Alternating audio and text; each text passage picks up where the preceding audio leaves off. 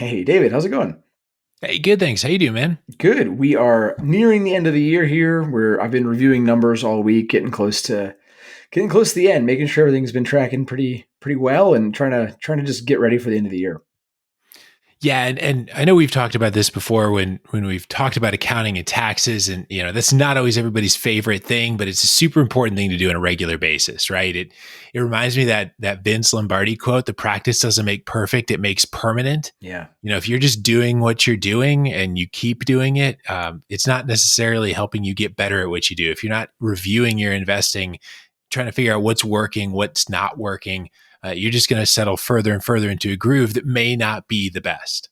Yeah, it's super true, and something that I think becomes more apparent the more properties you own, right? If you've got one or two, it might not be a huge task, and you can really kind of squeak by without too much of that diligence.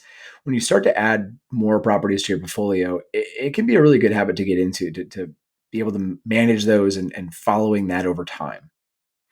Yeah, and I think it can be particularly true also when you are self-managing, because there may Mhm. even be things to look at there. Like I know when my wife and I tried to self-manage for a minute, like we realized that our vacancy time was huge because we didn't have time to get to it. And so even just looking at, even if it's one property, just peeling back and looking at the details of that year and how it went and what were your vacancy times, what were your repairs like, how quickly were you able to get to those things, whether you're self-managing or managing someone else, I think that can be valuable as well. And I'll throw in there too that if it's a more management intensive property, like if it's a vacation rental or short-term rental, something like that, this could also be a great time of year to look back at that and say, what kind of things need to be different for next summer if it's more of a vacation rental, or those kind of things. What improvements are appropriate? All those. And it's always that time of year too. I kind of, especially again, we're recording this right at the end of November. This will be live beginning of December. That's like when you have a couple of weeks left before the end of the year. If there's a tax move you need to make, right, this is the time to check in because you've got 2, 3 weeks left to do it. So make sure if there's something you need to do, get it in now, right? That's always the time to look at that. Yeah, yeah. I know we've talked about that some in the last couple episodes here about taxes and just Mhm. making sure that people are planning well. Yes, we are at the end of the year there. So yeah, all of this kind of looking back, planning forward. This is a great time of year for all that. And I know one of the things we were discussing right before we hit record is we were both going through this and kind of comparing notes of like what's working for you. I don't, what's that kind of stuff. We were realizing that this year had a lot of variability in tenants paying. I think there's still some of the COVID assistance. There's just general variability that happens with tenants, but then also some of just the on the opposite of that spectrum, some of the incredible stability that we saw of some of the voucher programs, kind of what's colloquially known as the Section 8 programs, things like that, where there's essentially no variability. There's kind of clockwork payments. So all those differences. Yeah, I've been feeling that myself recently. I just received a $4,500 catch up payment from a tenant who got some of that assistance, and was able to kind of get back to baseline with after being a little behind in some rental payments. And again, that is difficult, right? If you're not planning for it, to have that non-predictability of no rent, no rent, no rent. Okay, here's a big chunk of change. What do you do with it, right? So, one of the things that you and I were talking about or noticing is that Section 8 tenants or housing vouchers, right? Section 8 is colloquially known in a lot of places. They're a lot more consistent, right? You can remove that variability. They're paying on time.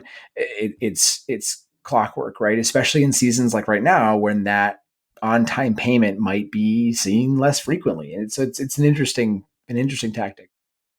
Yeah, and I know you and I both get questions. It's come up a few times about the Section 8 related programs like that, and whether or not investors should participate in programs like that. And there's certainly a lot of nuance there. So people that are planning for investing adjustments for 2023, we thought this may be a good topic to dive into. We talk frequently about diving into these deep dives every few episodes to hit a topic that we haven't talked about in great depth, and so this is one of them that's come up with different guests and these rent assistance programs. And is Section 8 something you should participate in or not participate in? What are the legal consequences? All those kind of things, and whether it could be a good fit for you on your real estate journey. Yeah, and I want to take a step back, right? Put my realtor hat on because I have Yep. to, and especially as you mentioned, like legal and like, do I want to participate? Yes. You really need to know your local ordinances, your local laws. Make sure you are thoroughly investigating and following the rules. This is a huge area where you can really get hurt in real estate, right? We're all about safety oriented and doing this for the right reasons. And so, if you're looking at this and you're trying to make these decisions, make sure you understand what decisions can be made. You do not want to break a fair housing law. That is hugely, hugely bad. And so making sure that you're following your local requirements on this.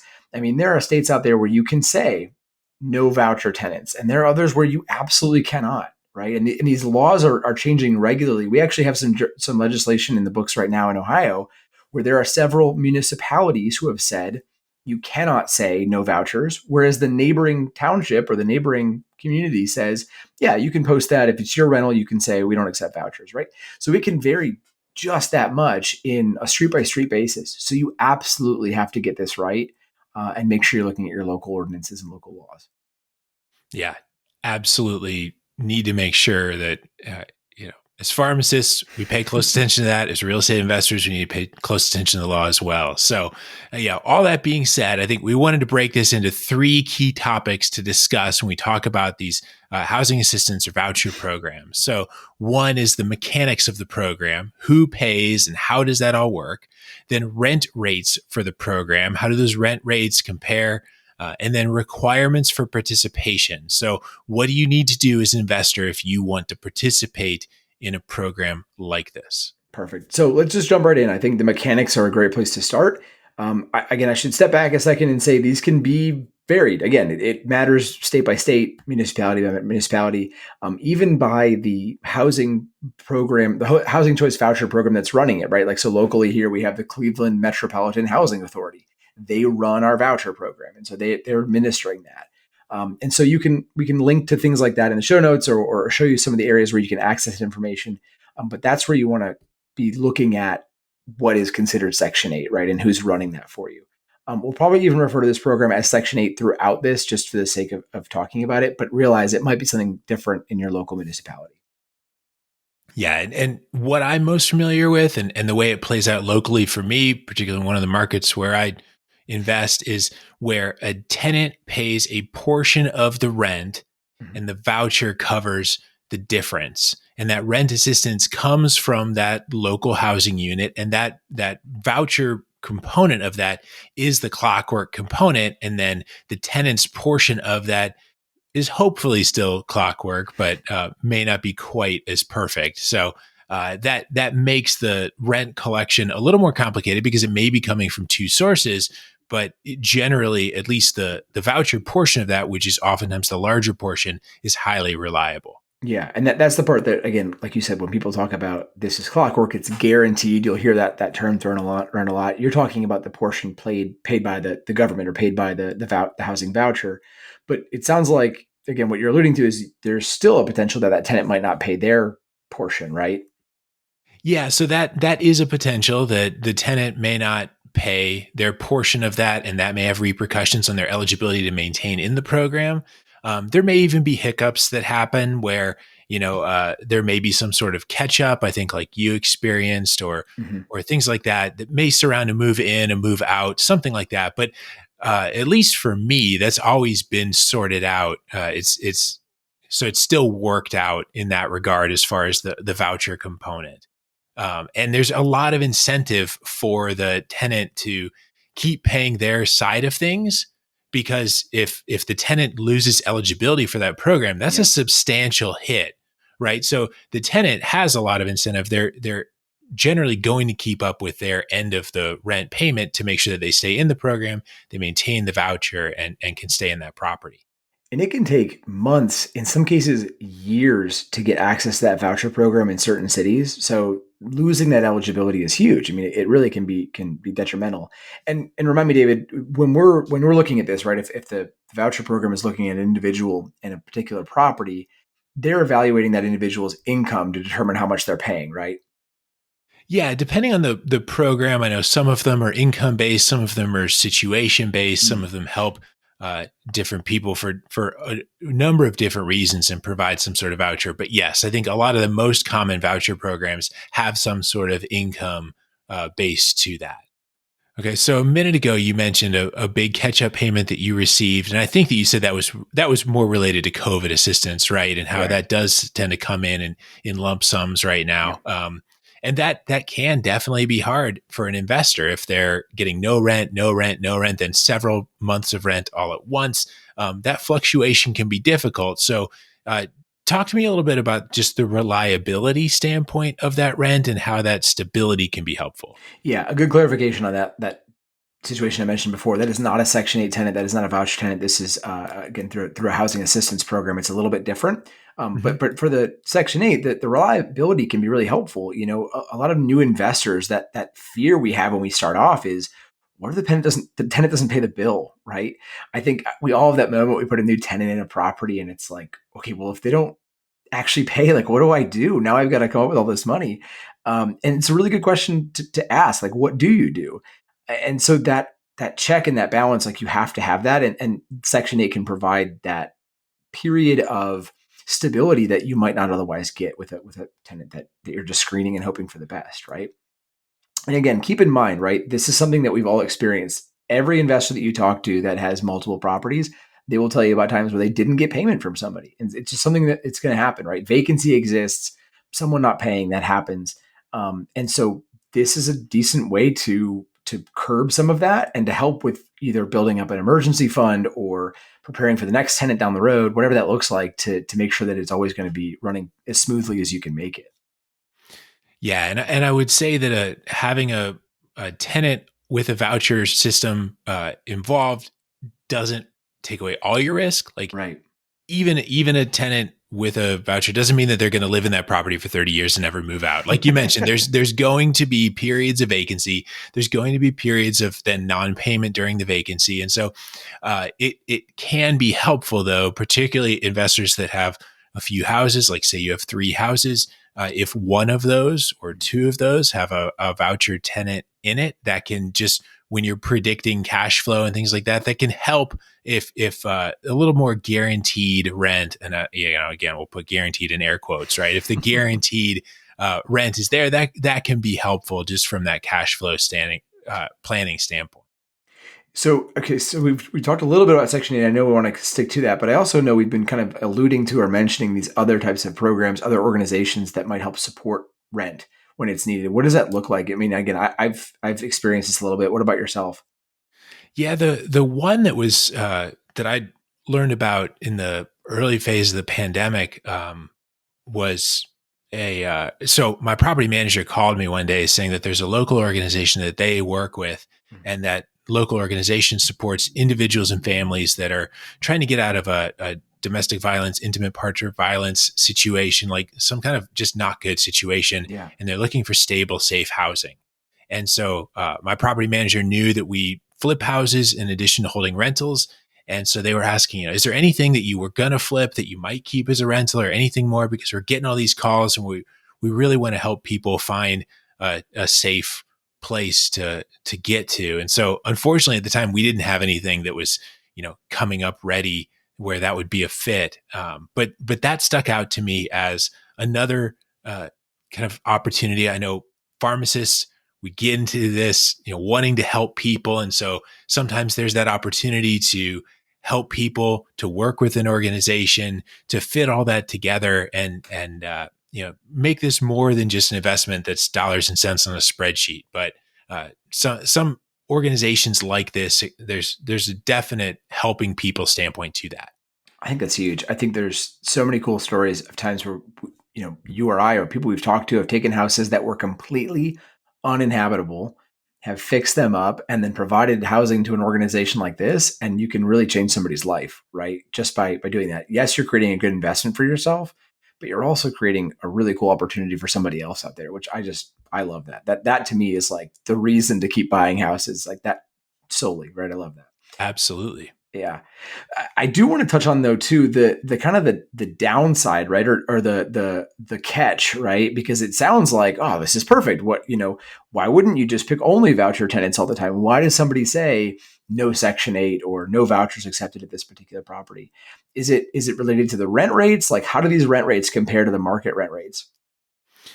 Yeah, so I think that can be very different in different markets because it's not like there's one rate that every 3 bedroom house everywhere in America is X rent, because Mhm. we know that that's going to be very different in New York City and Kansas City, right? Like Yep. different parts of the country are going to have very different rent. And so in those areas, the rent may be different, and it could be to zip code, it could be to cities, like that could be blocked out in different ways.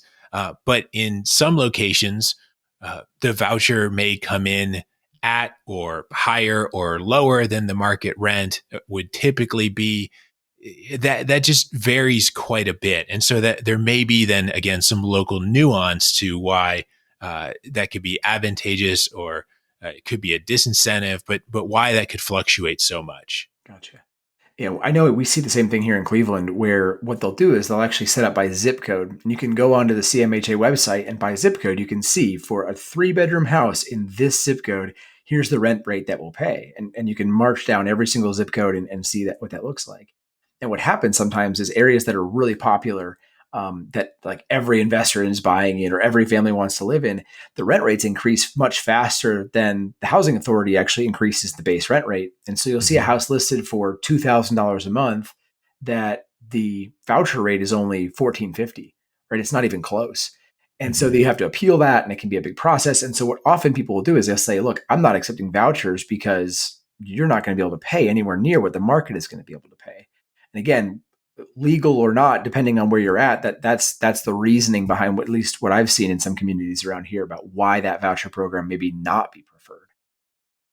Yeah, and I've seen similar things where, when you look at one of those tables, say that the 3 bedroom rate is 1450, the 4 bedroom rate might be 1850. Mm-hmm. And so in some houses, if there's a basement where you can put an egress window and you could build a legal additional fourth bedroom in the basement, or maybe there's a large room upstairs somewhere that you could cut into 2 rooms.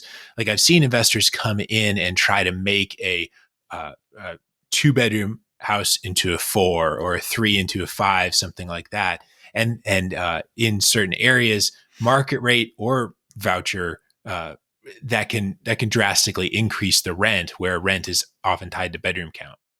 Yeah, and one of the tricks to watch for there, though, is that especially like with the voucher program that I'm familiar with, they'll come and do an inspection, right? You can't just throw 4 more beds in the basement and call it, Yep. more bedrooms, right? They're going to do an inspection. They're going to make sure that it's a comfortable, safe space for people to live in, before just jacking up the amount of money they're sending every week.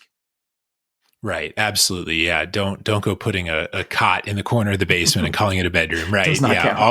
All of the legal things, all the permits, all the everything must be appropriate for all that to count. Absolutely. So yeah, a lot in there that I think we just can't emphasize enough. The fair housing rules, the do not discriminate, a lot of the legal aspects that work into that, and like let's just mention that several times so that that's not forgotten.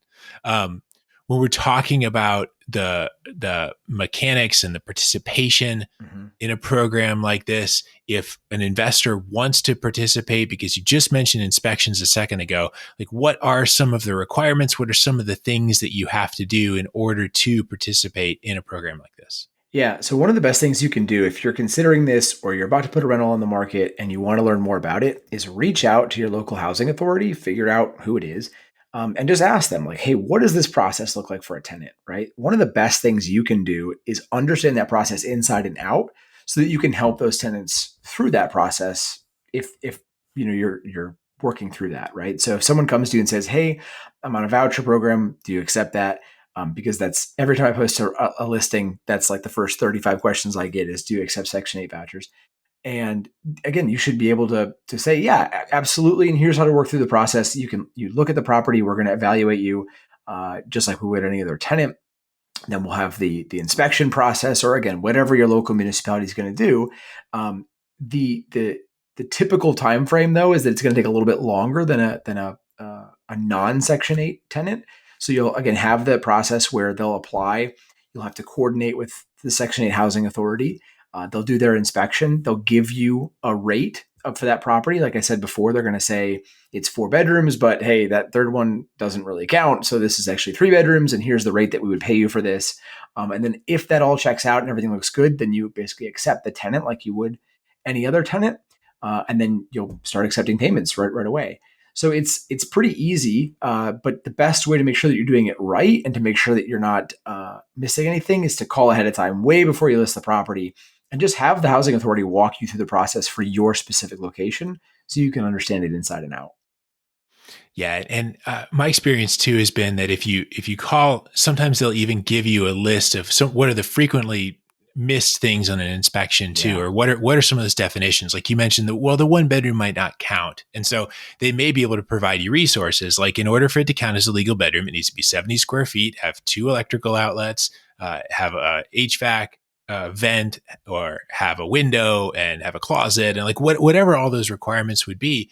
They may be able to just provide that up front to make it really clear. And then you can use that as a self checklist too, to make sure that your property meets all of the qualifications. A lot of that too comes back to safety when they talk about you need this many smoke detectors in these places, you need a carbon monoxide detector, you need this, and this. And so you can use that as a way to reinforce the safety of your unit too. So my experience with those second inspections is that, that second set of eyes is sometimes really helpful just to make sure that all those safety boxes are checked. I agree. I've not seen them be overly nitpicky. One of the things that I run into here a lot in Cleveland is bad landlords will post properties. They'll get a Section 8 voucher tenant, and they'll be halfway through the process. Section 8 will come in, do an inspection, and say, here are 45 violations you need to correct. And they're all like basic safety and health stuff that they need to correct. And then the landlord will say, never mind, you can't live here. And they'll basically deny their application because they don't want to do the work to like actually get their property to a nice livable standard. And it's a really unfortunate problem. And again, one that, we can kind of step in and help to correct if it makes sense.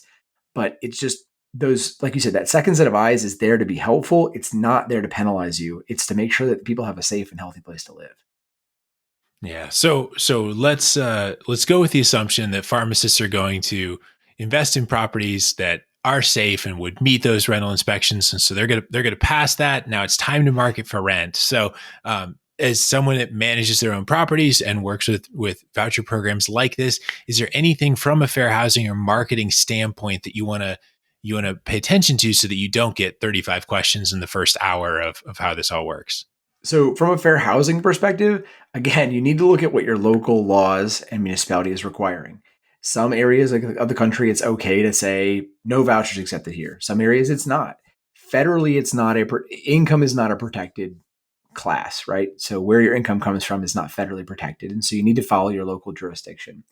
If you want to take what a lot of local municipalities have done and extrapolate it out and say, look, if X city down the road thinks that this should be a protected class, then I'm going to operate that same way and just open it up to just about everybody.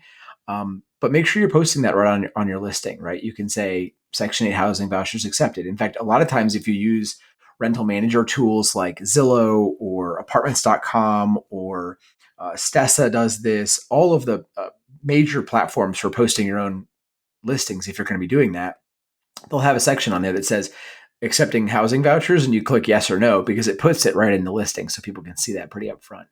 So again, make sure you are allowed to turn that on or off if that's a decision that you're making before you do that. And then again, follow what your local laws require in terms of how you're allowed to disclose that and what decisions you're allowed to make up front. Yeah, and I would say too that this is not necessarily something just to go on, Zillow or one of these and look at what other people are doing and just copy that, because there's all kinds of people that do this wrong all day long, right? 100%. I have seen so many incorrect ones. It really is appalling. And honestly, what's even worse is some people will post it the right way, and then on the back end, they'll deny people. So they'll say, yeah, housing vouchers accepted. They'll get applicants and they'll get them through the process and they'll deny them outright.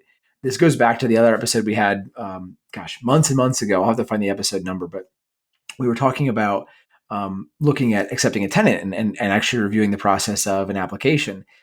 Put your criteria down on paper in advance so you don't ever have to worry about a fair housing violation, right? I'm looking for somebody with X, Y, and Z criteria. Once I get the first person that meets those criteria, I'm going to offer them the place. If they don't accept it, then I'm going to go to number 2 down the list, right? Set up those in advance and you'll protect yourself from any sort of problems. Absolutely. Yeah. And some of these are just very fundamental across the board. Pay attention to the laws, because while there can be differences in different geographies and different voucher programs and different requirements and inspections, hopefully a lot of these just kind of general considerations can help to clarify those next steps and actions needed should you choose to participate in a program, a voucher supported tenant situation. And if a lot of this sounds overwhelming, right, there are great resources out there for you as well. You can call your local housing authority. You can call a reputable local property manager to walk you through this. Again, most of what we're talking about is if you are self-managing this, right? If your property manager's in charge, they're going to handle all this for you anyway. But if you're looking at self-managing, or you want to make sure you understand the laws around that, this is the kind of the baseline to start with, and then you can grow from there and start learning from people local on the ground. Absolutely. Well, hopefully that gives you guys a good insight into Fair Housing Program vouchers. And again, if you've got questions, specifics you want us to answer, stories you want to tell, whatever, reach out to us on the YFP Real Estate Investing Facebook group, or head on over to yfprealestate.com. You can connect with David and myself. We'd love to hear from you guys. So hopefully you enjoyed. Have a great rest of your week. Thanks for listening to the YFP Real Estate Investing Podcast. If you like what you heard on today's show, please leave us a review and subscribe to the show so you never miss an episode. If you have a question, know someone that would make a good guest, or want to connect with Nate or David, head on over to yfprealestate.com and join the growing YFP Real Estate Investing Facebook group. As we conclude this week's episode of the YFP Real Estate Investing Podcast, an important reminder that the content in this podcast is provided to you for your informational purposes only and is not intended to provide and should not be relied on for investment or any other advice. Information in the podcast and corresponding materials should not be construed as a solicitation or offer to buy or sell any investment or related financial products. We urge listeners to consult with a financial advisor with respect to any investment. Furthermore, the information contained in our archived newsletters, blog posts, and podcasts is not updated and may not be accurate at the time you listen to it on this podcast. Opinions and analyses expressed herein are solely those of your financial pharmacist, unless otherwise noted, and constitute judgments as of the dates published. Such information may contain forward-looking statements which are not intended to be guarantees of future events. Actual results could differ materially from those anticipated in the forward-looking statements. For more information, please visit yourfinancialpharmacist.com/disclaimer. Thank you for your support of the YFP Real Estate Investing Podcast. Have a great rest of your week.